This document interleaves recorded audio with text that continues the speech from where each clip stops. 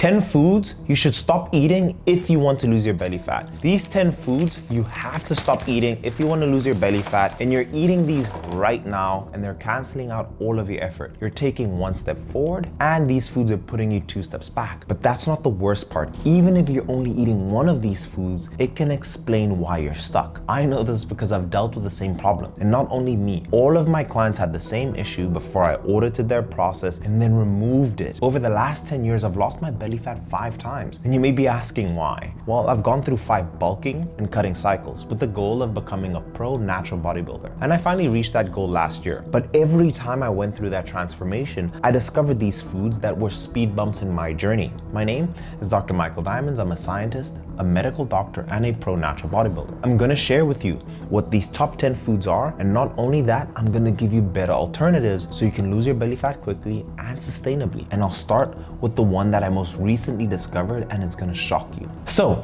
fat loss in a nutshell. If you eat less and you move more, you'll lose weight. If you eat less, move more, and eat more protein, you'll lose fat. If you eat less, move more, and strength train, you'll lose fat and build muscle. So let me set a baseline here of fat and carbohydrates, which is usually what people overeat and stop them from losing fat. Now, each one of these bowls here is equivalent to 10 grams of fat. This here is fat, and if I put it in here, you can see it's equivalent to 10 grams. This one is 9, but let me show you what 50 grams of fat looks like, because this is usually what I eat and all of my clients when we're in a fat loss phase. So that's 20 grams, as you guys can see. That is 30 grams. That is 39. That is 49. I'm gonna leave it there. This is the equivalent of 50 grams of fat. And we're gonna use this to compare it against all the foods that you've been eating, so you guys can have a reference point. Now we have fats established. For me to get to single digit body fat, this is the total amount of fats I needed to eat. For you, can it be 60 grams? Can it be 45 potentially? But this is the baseline we're gonna use.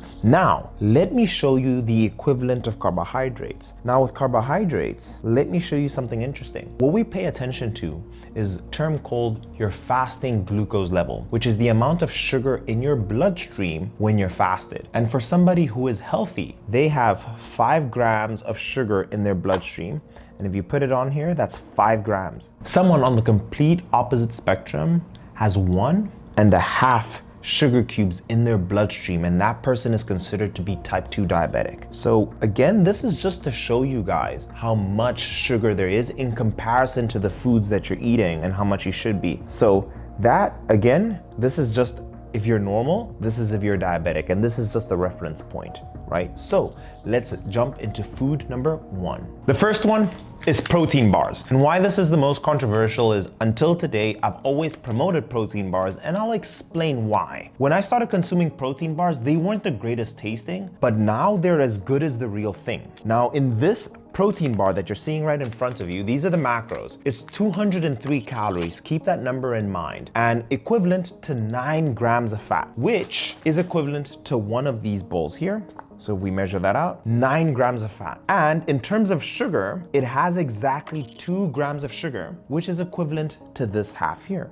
And the macros are pretty good, right? 16 grams of protein. Now this is the issue. Who only eats 1 bar of protein? And I've realized that it's almost a gateway drug, especially with my clients, and what I just do now is I cut it out. Because let me explain. Let's say hypothetically you track your calories and you factored in 1 protein bar, but we know that 1 pound of fat, which is this fat right here, is equivalent to 3,500 calories. Divided by 7 days in the week is equivalent to 500 calories. So to lose this pound of fat, you want to establish a 500 calorie deficit. But what happens is this: you eat the first bar and then you're like, you know what? I'll just have 1 more. And then you'll be like, oh, it was so good. Let me just add 1 more bar. Now these bars are equivalent to 400 calories, almost canceling out this entire pound of fat. And then after that, if you're like, oh, I'll start again tomorrow, and you're at 600 calories, and you go from being in a deficit to actually being in a surplus. And I've realized that these things will hinder your progress more than help it. This is great for bulking. But again, why it's the most controversial is, yes, it is a good alternative, but the problem is that it usually leads to a slippery slope. So an alternative that I love recommending instead is ice cream. Now in this entire pint of ice cream is 208 calories. This is 280 calories. this is more valuable to me than this. You can just even see in terms of quantity. But what I also realize is you could probably take 3 bites of this and it's gone. It'll take you a solid while to finish an entire pint of ice cream. So what I've decided to do is I recommend ice cream instead of the protein bar. And for those of you in the US, if you're in the UK, you can get Arctic Zero, Halo Top. You can also get Yasso. Any of those brands are amazing. I'm showing them on the screen. That's a better alternative.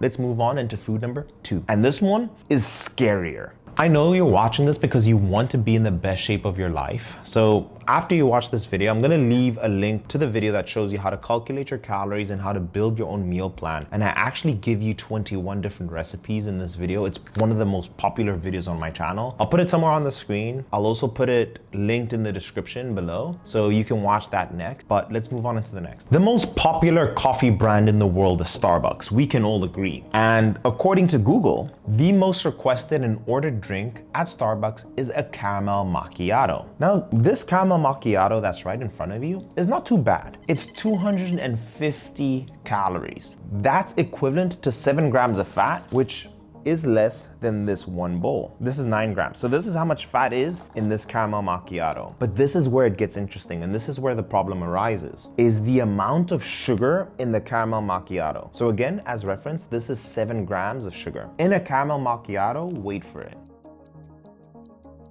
there is 30 grams of sugar, and again in comparison, in a caramel macchiato, which is gonna spike your blood sugar up, consequently spiking your insulin. And if you guys wonder why you're drinking coffee and then having a crash, it's because you're ordering stuff like this. Now again, this isn't even the worst in terms of macros, but you drink this drink in 2 minutes and it's just a poor trade of your calories, and also such a crappy way to spike your blood sugar for no reason. Instead, you can order something a lot healthier, which is a fraction of the calories. So instead of 215 calories, you can have the same coffee for just 15, almost 10 times less calories in this coffee. So the order here, it's Americano. I've put in 3 stevias for the sweetness, and I asked them for 3 sugar-free pumps of caramel syrup. So you still get that caramel flavor, but you're skipping on all the sugar and you're skipping on all the fat. And this is my go-to in terms of fat loss for caffeine, and I'm also not spiking my blood sugar.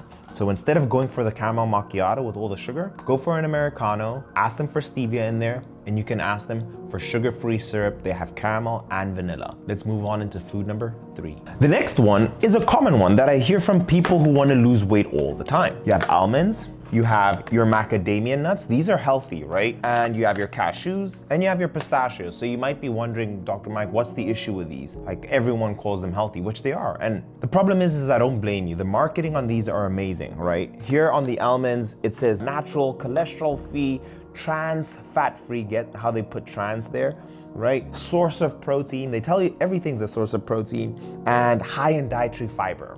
Marketing's amazing, but this is where the problem arises. And I'm just gonna use almonds, but all these nuts here fall in the same bracket. Per 100 grams, and in this bag there's 85, there is 21 grams of protein, fair. There is 39.8 grams of fat per 100 grams. And then there's 33.5 grams of carbohydrate. That is a ton of fat. And look at this too. This is what I also hate.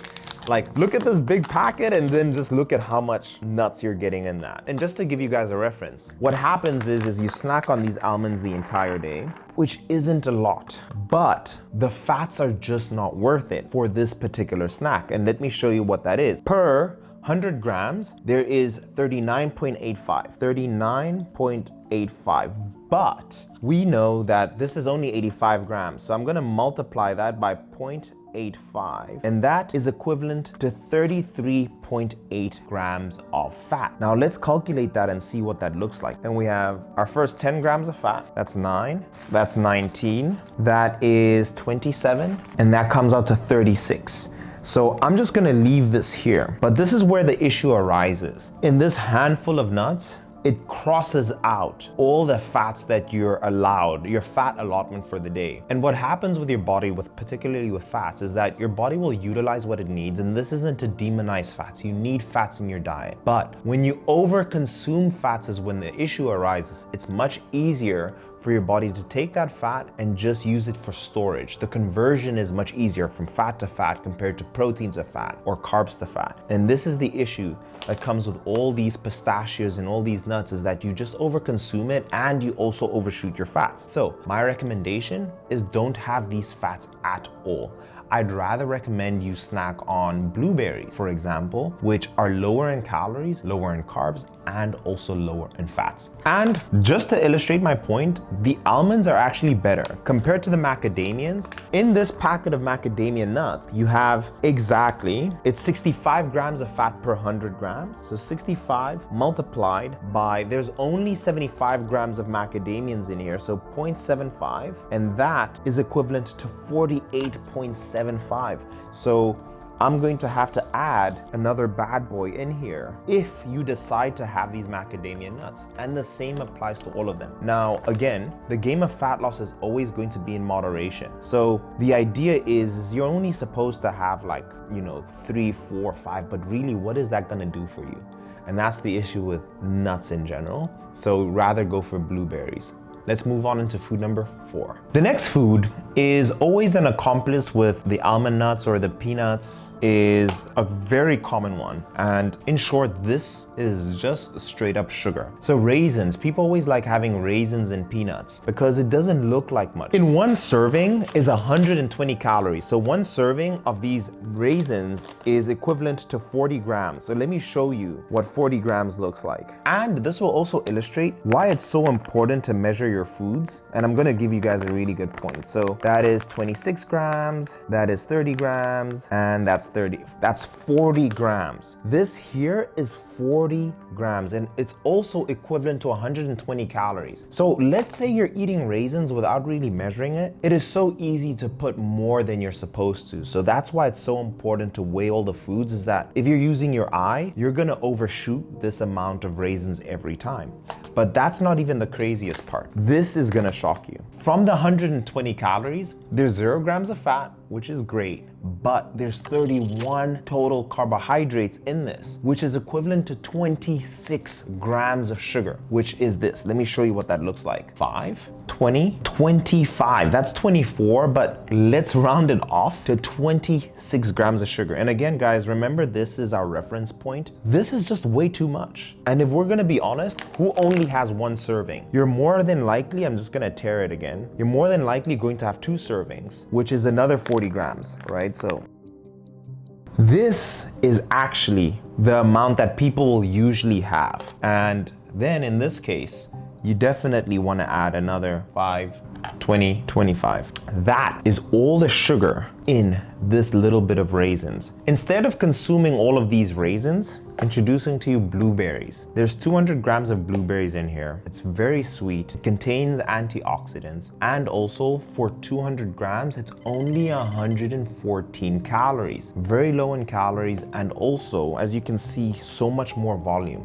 So get rid of the peanuts, get rid of the raisins, and just have blueberries instead, and it's gonna give you so much bang for your buck. Let's move on into food number 5. The next one is coconut water. Now, in general, when you're trying to lose belly fat, please don't drink your calories. The same applies for the coffee that I just showed you, but I get it with coconut water is that it's natural, it comes from coconuts, but it's not a good spend of your calories. I'd rather you eat those calories. But let me show you. A serving size for the coconut water is equivalent to 250 milliliters. So let's measure that out. So that's 50, right? 190, that's 200. 250, voila. Now, that is all the coconut water that is in a serving size.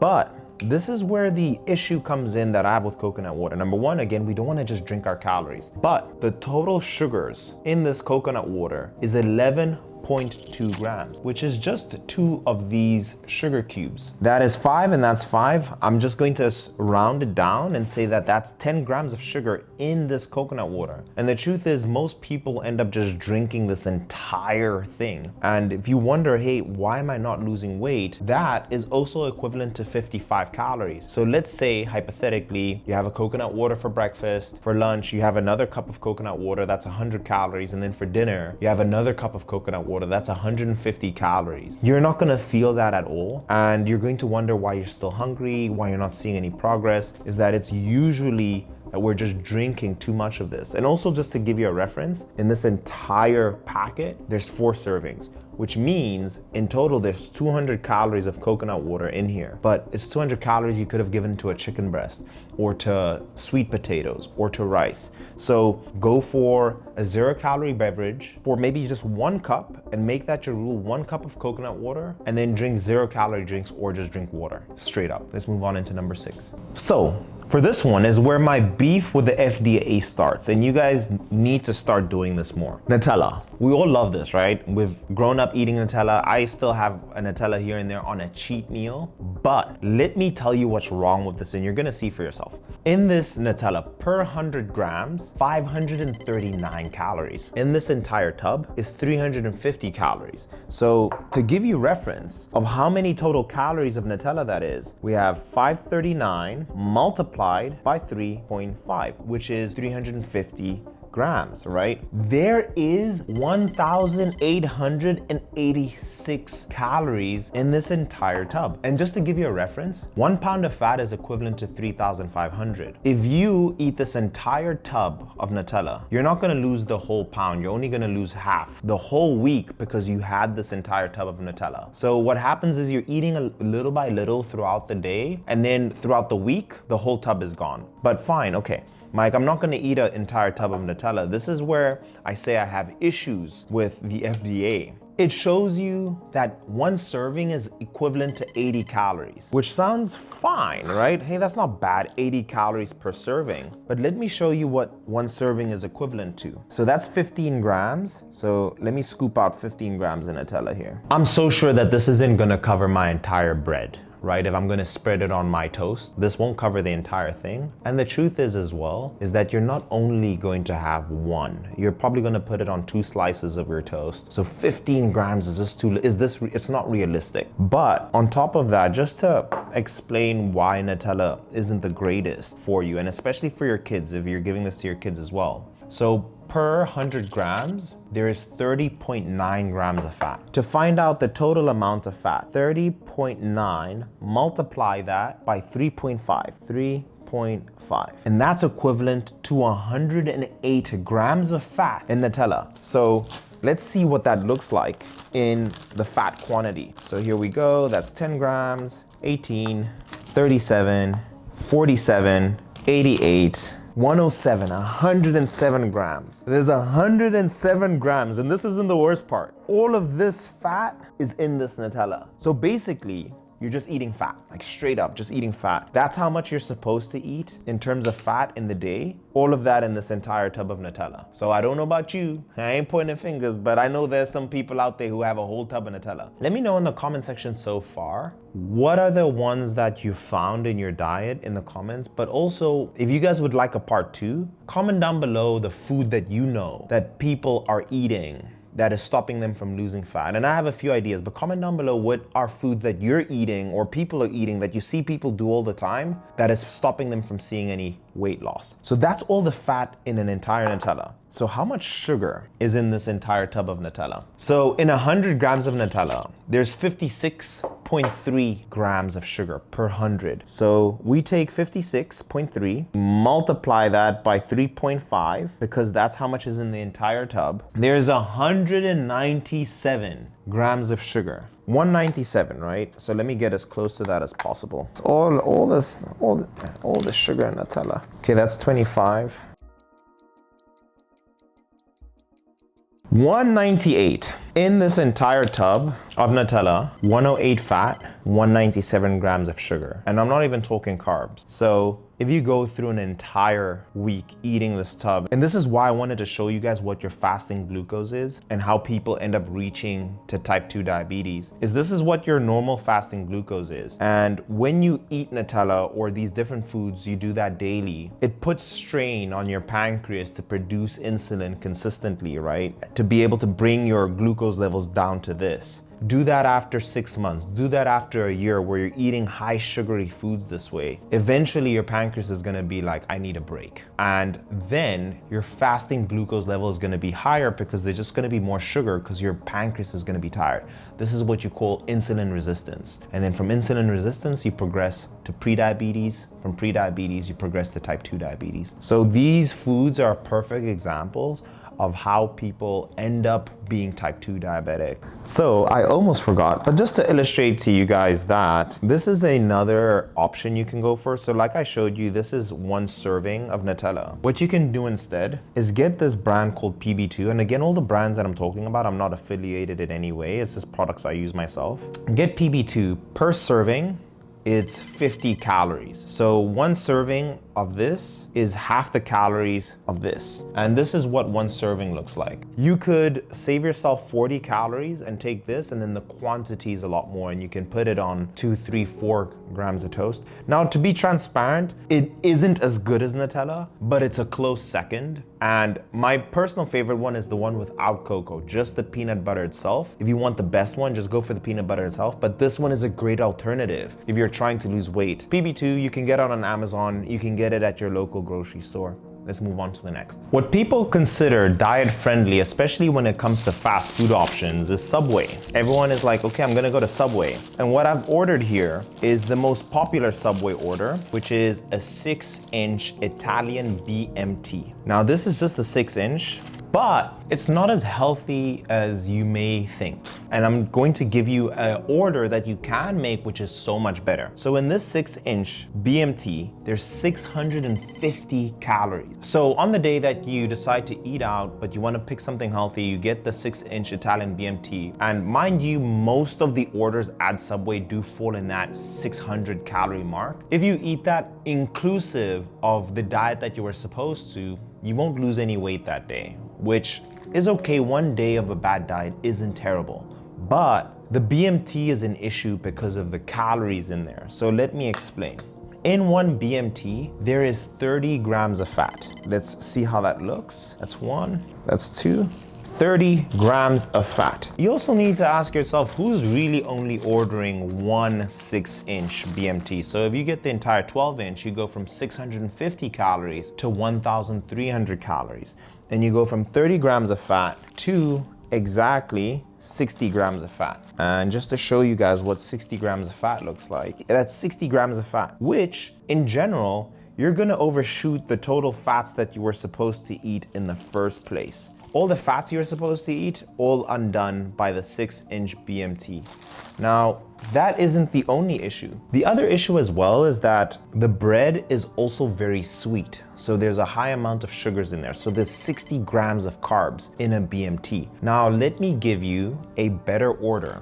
And I'm gonna put it on the screen here. But what you should order instead is a 6-inch turkey breast. And on the screen, I'm showing you the exact ingredients and the exact order you can place at Subway for a much better alternative. So this is a much better order to go for. This order is even less than half the calories from the Italian BMT I showed you. Let's move on into the next. The next one hits home for me because before I understood the numbers and the science behind it, I was eating this very often. And that, my friends, is granola. Granola is marketed to be healthy. Like, look at this. Granola, super berry. It has strawberries, pumpkin seeds, almonds, cherries, made with whole grain source of vitamin E and iron, all that good stuff, right? But that's all marketing. But there's a few things that's the issue. So 1 serving of granola is 45 grams. So this is my first issue with granola in general. Let's seriously look at what 1 serving is, which is 45 grams of granola. Like, maybe I eat too much, but that's 1 serving. Like, what is that gonna do for anybody? But in this entire serving is exactly 4.1 grams of protein, 7.1 grams of fat, and here there's 10.4 grams of sugar. So this is what 7 grams of fat looks like, right? That one is 5, that's 10, but let's consider 1.5. That is the total amounts of fats in just that little bit of granola. And on top of that, there is 10 grams of sugar, which is just in that piece of granola, but this isn't gonna satiate you. The nutritional value is very little. And in reality, most people aren't having 45 grams, they're really having 90.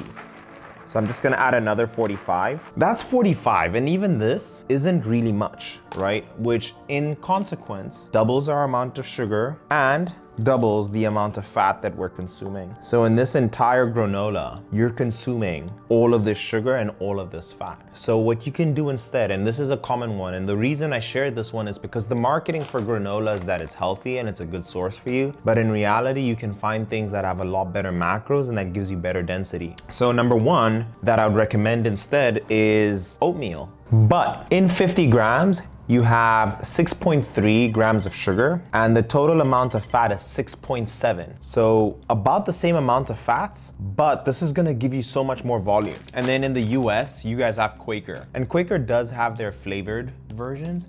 So instead of granola, I highly recommend using oatmeal. What I love about oatmeal is that it absorbs water, it's very filling, and that it also has a lower glycemic index. So that means that your blood sugar isn't going to spike as high compared to the granola that you're eating here. So let's move on into the next. The next one is America's favorite dessert, which is ice cream, right? Well, arguably. And the popular brand is Ben & Jerry's. Now, this one might make sense, like, hey, Ben & Jerry's isn't great for dieting. But I know quite a lot of people who will have an entire tub of Ben & Jerry's on a cheat meal. And this is why you need to change the idea of a cheat meal to a refeed day. And basically you want to eat more of the foods that you're already eating on your diet that you enjoy, but has good portions. So I'll show you the alternative. But in this entire tub, it's 1,130 calories. So for myself, the way I look right now, I'm eating 1,900, so I could have this tub and nothing else. But in this tub is 67 grams of fat. 67 grams of fat. So that's 20 grams, 65. I'm gonna round that off. But as you can see, just from eating this tub, you overshoot your total amounts of fat. And again, this is a common mistake people make. And the biggest recommendation, the biggest skill I can teach you guys is whenever you buy food, get into the habit when you go to the grocery store, just turn it around and just look at the label and compare it per 100 grams. And over time, you'll start developing a database and you'll compare it and you'll be like, well, I remember Ben & Jerry's was 67. This one has 30 grams of fat per tub. And I'm gonna show you a great alternative just to compare. So that's all the fats in the Ben & Jerry's, but what about the sugar? Because Ben & Jerry's is sweet too. And let's do 97. Let's go for, that is 30 grams. Voila, 97 on the dot of an entire Ben & Jerry's tub. And this is basically all in this. So again, just to give you guys a reference, this is fasting glucose. And when you put all of this into your bloodstream, it is quite exhausting on the body, right? It's gonna cause inflammation. In type 2 diabetes, which is the extreme end, it can cause amputation, it can cause blindness. When you have type 2 diabetes and you overshoot your sugars.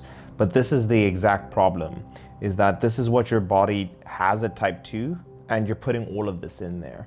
So this is all the sugar, this is all the fats in a Ben & Jerry's. So be very careful with what you select on a cheat meal.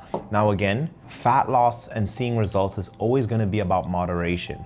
So weigh out all the foods you want. You can have this Ben & Jerry's, but in moderation. If you can do it in moderation, fantastic. But the point of what I'm trying to show you guys here is you can also go for alternate options. So this brand here, Cali, is one that is popular where I'm based. And the macros here, just to compare, in here is 280 calories per pint. I can have 4 of these tubs of this particular ice cream instead of the Ben & Jerry's. So for those of you who want to be able to sustainably lose weight, just making a simple change of having your Oppo, having Halo Top, Yasso, any of these calorie-friendly ice creams, you can see success. just doing that instead. Let's move on into the final one. The next one is condiments. Now, this is one of the biggest culprits I see with people all the time. It's the sauces that you add to your food to make it taste better because your diet isn't the greatest. And things like mayo, barbecue sauce, your ketchup, if you're going for the regular one, then they're very high in calories. So let me give you an example. One serving of regular mayo is 14 grams. So let me show you what that looks like. This is what one serving size is. That's 10, that is 14,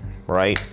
So this is 14 grams of mayo, which is one serving size. And that is equivalent to 11 grams of fat. All the fat here, all the mayo here is equivalent to the fat here. So basically 1, 2, 3, 4, 5. If I have mayo 5 times or 5 servings of this mayo, then I would have overshot my fats. What will happen is if you have eggs for breakfast, some people like their eggs with mayo, cool. Then for lunch, you decide, you know what, I want a bit of mayo with my healthy sandwich. So then you're going to go for a little bit more. That's your lunch. And then for dinner, you have some mayo again. And what ends up happening is you add that and you add that. So if you just have mayo in 3 of your meals, you have 30 grams of fat, basically. And to be specific, 33 grams. And that almost cancels out all of your fats, which is why we always want to pay attention to the amount of fats. It's just so easy to overshoot. And also, if you're unsure, like if you want to develop a Jedi mind, fat equals flavor. If you're eating something, it's thick, flavorish, like a steak, right? You can compare a lean steak is dry, a very fatty steak is very moist, like think Wagyu versus a beef jerky. So instead of just regular mayo, you can go for the same brand, but light mayo. And it's these small changes that make dieting sustainable. And the same applies with barbecue sauce. You have low sugar barbecue sauce. And the same applies with ketchup. You have 50% reduced ketchup, or even no added sugar ketchup. But let me know in the comment section down below, what are the other foods that people are eating that is making them gain weight? And with my clients, I see this all the time. I see their salad, but it's filled with mayo. And I'm like, hey, where did the mayo come from? It's not on the plan. It's like, it's just some sauce. So this is quite common. Let me know in the comments, what are other versions of that? And I'll make a part 2 if you'd like. And I'll leave the video here. I'll see you guys in the next one. Cheers.